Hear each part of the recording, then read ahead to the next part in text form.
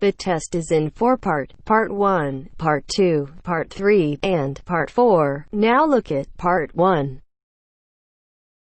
Part 1. You will hear a conversation between two students about buying a used car. First, you have some time to look at questions 1 to 6.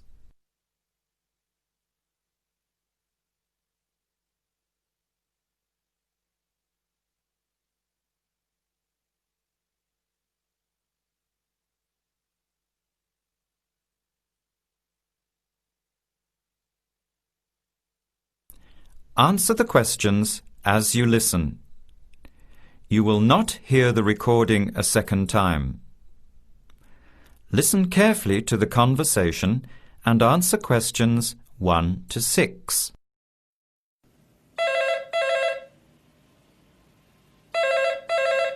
Hello, Hello. Can I speak to Eleanor, please? this is Eleanor speaking. Hi. My name is Jan. I'm calling about the car that was advertised on the notice board in the Student Union building. Is it still for sale? Yes, it is. Your ad says it's a 1985 Celica, in good condition. It's old, but it has been well looked after. My family has had the car for 10 years. I'm just the third owner and my mother had it before me, so we know its history. We've got all the receipts and records. It's had regular maintenance and the brakes were done last year. It runs really well but looks its age. Why are you selling it, by the way? Well, I'm going overseas next month to study. I'll be away for at least 2 years, so I have to sell it. Unfortunately, it's been a good car. You want $1,500, is that right? I was asking $2,000, but since I need to sell it quickly, I've reduced the price. Would you like to come and take it for a drive? I don't live far from the university. Yes, I'd like to have a look. What time would suit you? Any time this evening is fine. Well, I finish classes at 6 o'clock. How about straight after that? Say 6:30? Great, I'll give you directions. When you leave the main gate of the university, turn left on South Road and keep going until you get to the Grand Cinema. Take the first right, that's Princess Street. I'm at number 88 on the right. So it's 80 Princess Street. No, it's 88 Princess Street and the suburb is Parkwood. You'll see the car parked in front. It's the red one with the for sale sign on it. Okay, thanks Eleanor. I'll see you later. Bye. Before you hear the rest of the conversation, you have some time to look at questions 7 to 10.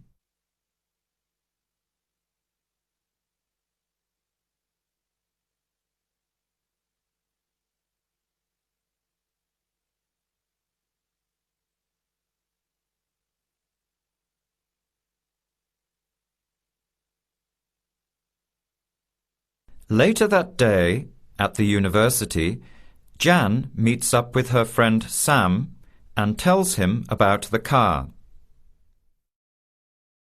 Hi, Sam. Hey, Jan. What's happening? I'm glad I ran into you. I've decided I have to get a car. You're going to buy a car? Do you really need one? I'd probably still be driving, except that my car broke down last year. Instead of getting another one, I just moved closer to the university and went back to riding a bike. Better for the environment, better for my health, and I save a lot of money. Did it really cost that much? Well, when you think of registration, insurance, rising petrol costs, parking plus maintenance and repairs, it adds up. I know it's going to be expensive, but I really need my own transportation. It takes half an hour by bus each way to university as it is. But now I'm working at night in the city. There's no way I want to hang around waiting for a bus late at night, then walk 3 blocks home alone. Hey, I think you've got a point there. So what kind of car are you looking at? It's an 85 Celica, same kind as I used to have.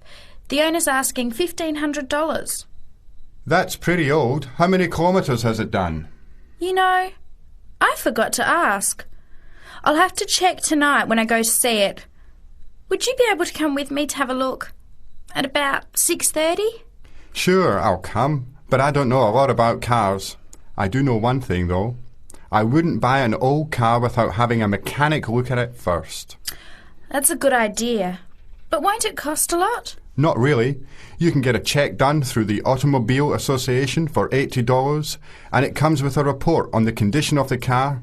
It can save you a lot of money in the long run. I'll keep that in mind. So we have to get to Parkwood at 6:30. Do you want to take the bus? It goes straight down South Road every 15 minutes. Or maybe we could walk. I don't think it's that far. Actually, I could borrow my roommate's motorbike for an hour or so. He's working all evening in the library. Do you think he'd mind? No way. He owes me a favour or two. OK, great. See you at 6, outside the student centre. That is the end of part 1. You now have half a minute to check your answers.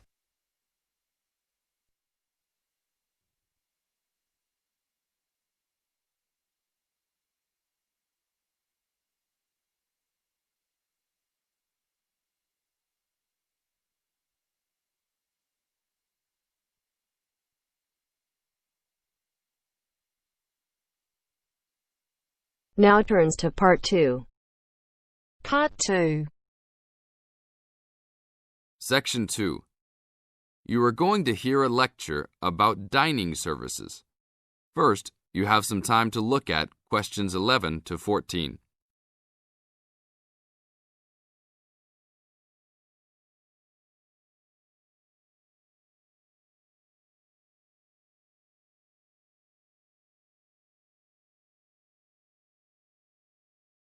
Now listen to the tape and answer questions 11 to 14. Welcome to the Dining Commons.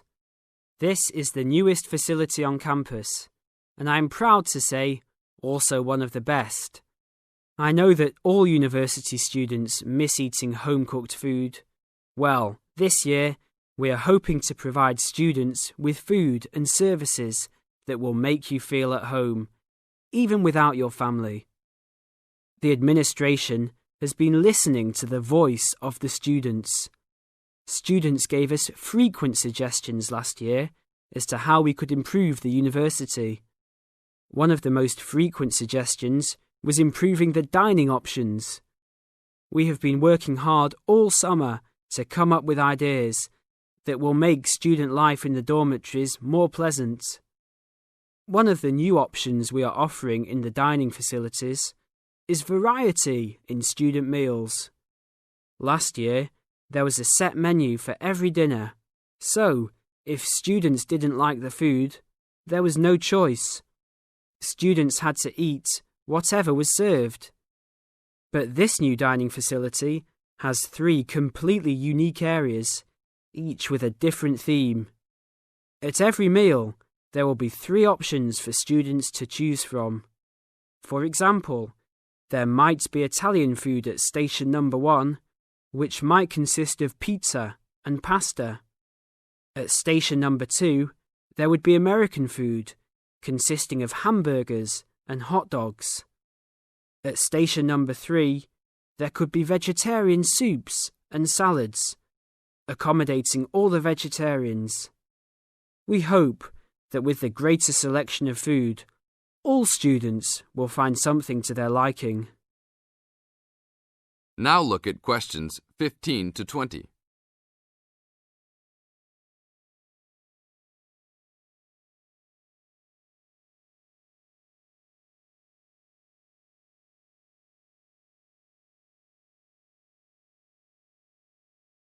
Now listen to the tape and answer questions 15 to 20. Not only will students have more options, the food will also be better. Each section of the facility will have a head chef.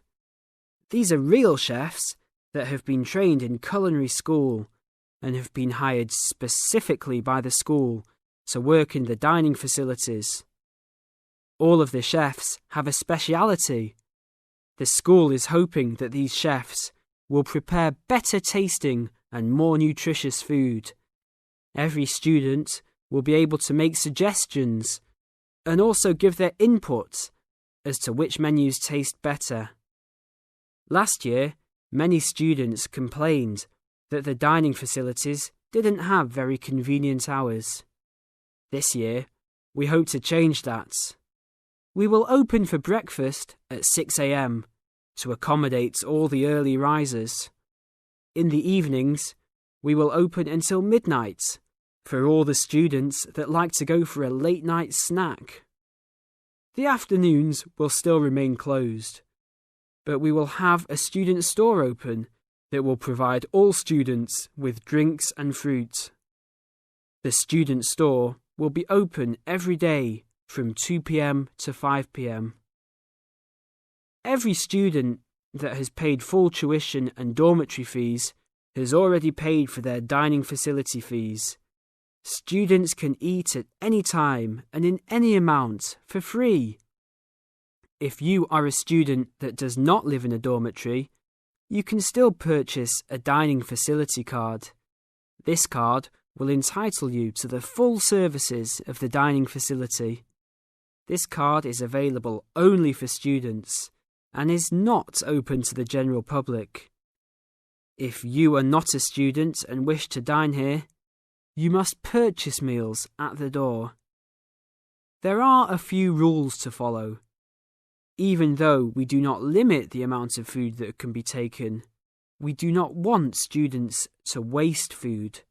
Please do not take more than you can eat. Also, every student must clean his or her own trays and plates. We will provide plates and trays for student use, but please do not abuse these items. Please do not leave your plates on the tables. Your parents are not here to clean up after you anymore, so I hope all students will be responsible. Thank you for your attention and enjoy the upcoming year. That is the end of part 2. You now have half a minute to check your answers.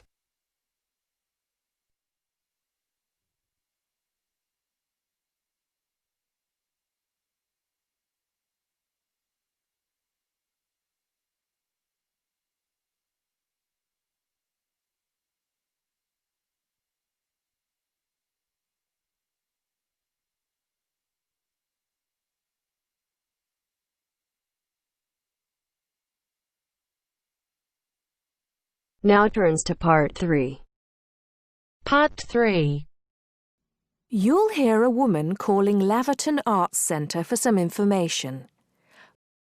First, you have some time to look at questions 21 to 26.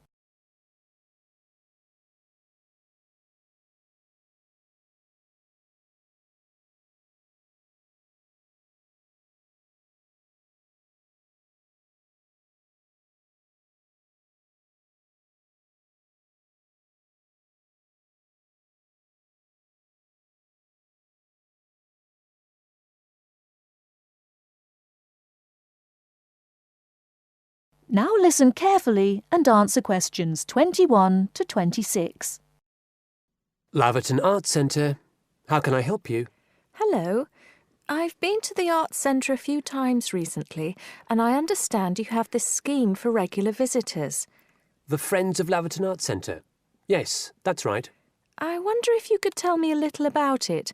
I mean, how much it costs and what benefits it offers, things like that.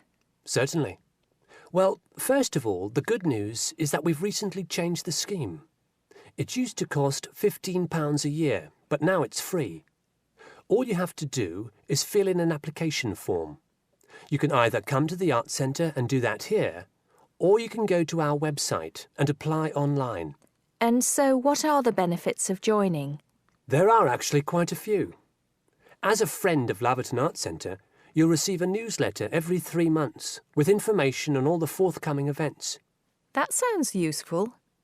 You also get priority booking for shows and concerts in the main theatre. Can you explain how that works exactly? Yes.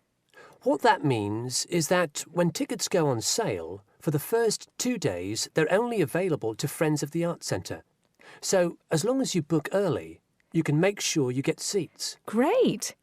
Do you ever offer discounts to friends of the centre?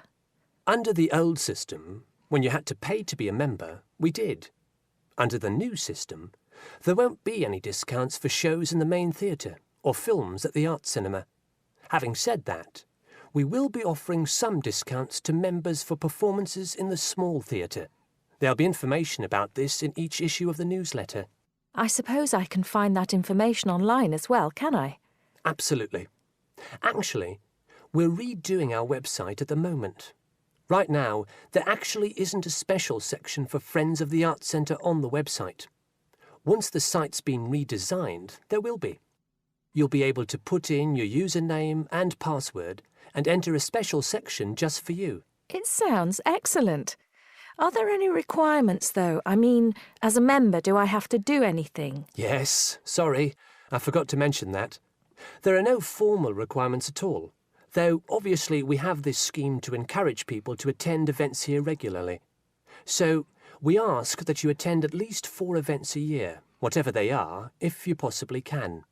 Nobody's going to count, though, and it's totally up to you. That sounds fair enough.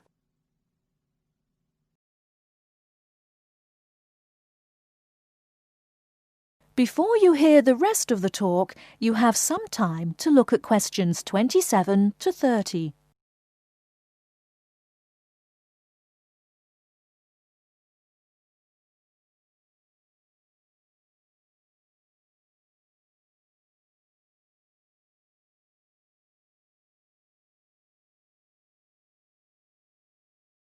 Now listen and answer questions 27 to 30. While you're here, we're actually conducting a short survey of people who phone up the Arts Centre. Would you mind if I asked you a few questions? It'll only take a couple of minutes. Sure, no problem. Thanks a lot.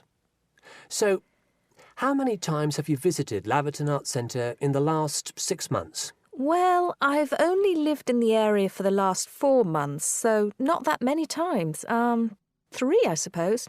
Yes, that's right. Fine. And how did you first find out about the Arts Centre? Let me think. Oh, yes, a friend invited me to a concert, and I came with her. Have you ever seen a film at the Arts Cinema here? No, I haven't, to be honest. In fact, until you mentioned it earlier, I didn't realise you even had a cinema. One more question. If we offered a free tour of the Arts Centre, including things such as going backstage to look at the dressing rooms, would you be interested in going on it? Oh, yes, definitely. I think a tour like that would be very interesting. I'd even pay for it. That's great. Thank you very much for your time. Thank you.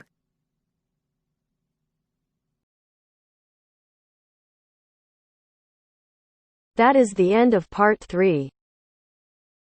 You now have half a minute to check your answers.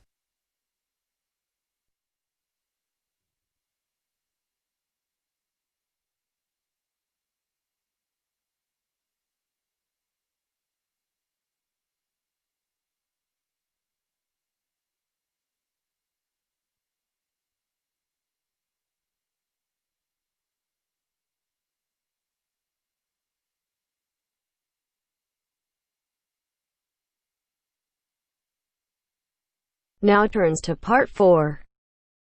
Part 4. You are going to hear a lecture on fishing. First, look at questions 31 to 36.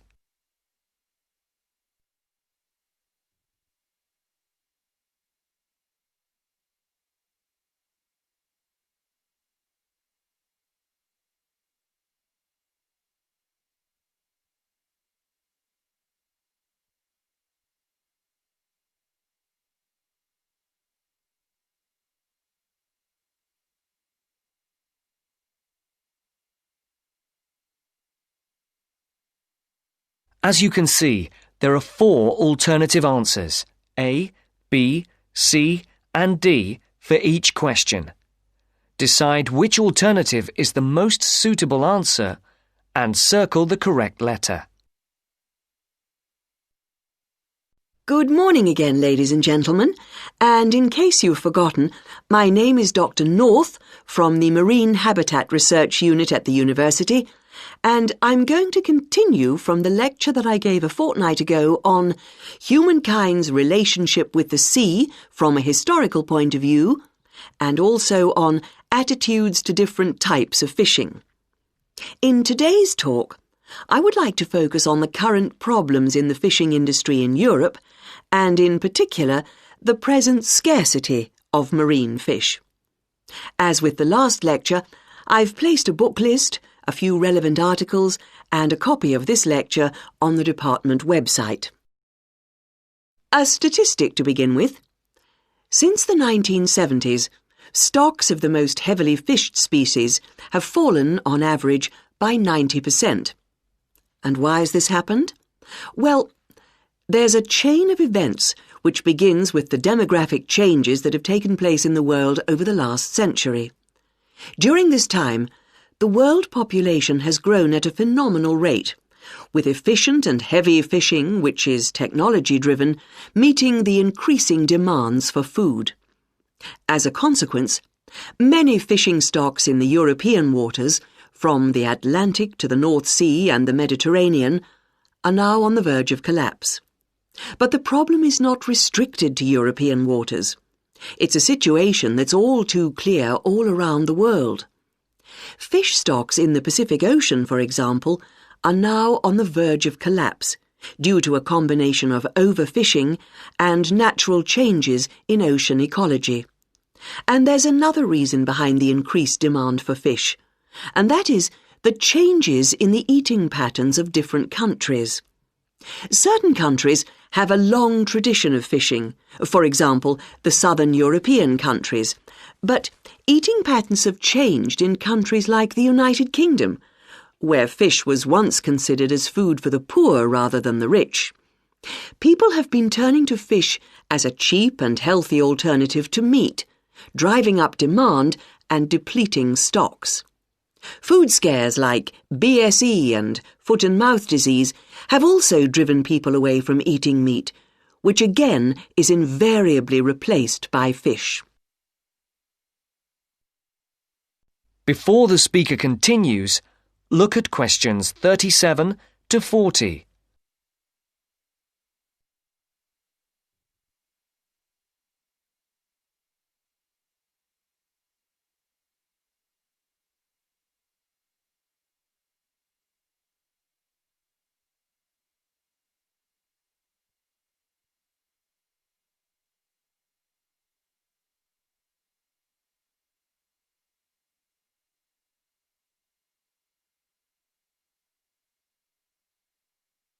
As you listen, complete the table.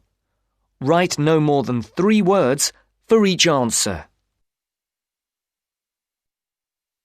Another important reason is that a sizable proportion of the catch from modern trawlers or fishing boats is thrown away.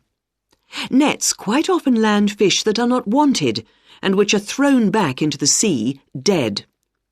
Discarded nets and other traps are responsible for the deaths of many fish. Our seas, like the rest of our environment, are littered with rubbish, which also destroys lots of fish. And fish are also being changed by the chemicals dumped into the oceans, as well as by overfishing, so the size of certain species is decreasing. More then have to be fished to produce a decent catch. And the solution? Well, there has to be more than one answer to the problem. Fish farms provide a partial solution, but the quality of the fish is usually inferior to those in the wild. Reducing the amount of fish that any one trawler or fishing boat is allowed to land is the most effective, but also the most unpopular measure. Countries in Europe like Spain rely heavily on fishing, and are naturally against any step which restricts their catch. But if the depletion of fishing stocks continues, there will be no fish left to fish. Take the disappearance of cod from the Great Banks off Newfoundland, which was once the richest cod fishing area in the Atlantic. After a dramatic fall in the cod population for some unknown reason, a ban was imposed, which, it was hoped, would lead to a repopulation of the cod stocks. The cod did not return, and many fishermen were put out of work. This is a scenario which we do not want to be repeated on a large scale. Now, if you look at this table on the screen, you can see where That is the end of part 4. You now have half a minute to check your answers.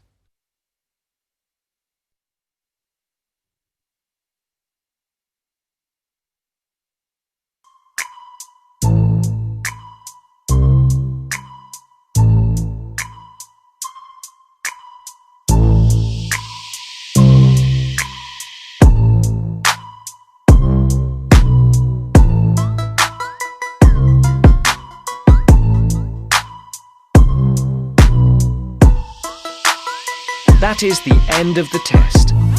You now have 10 minutes to transfer your answers to your Ielts listening answer sheet.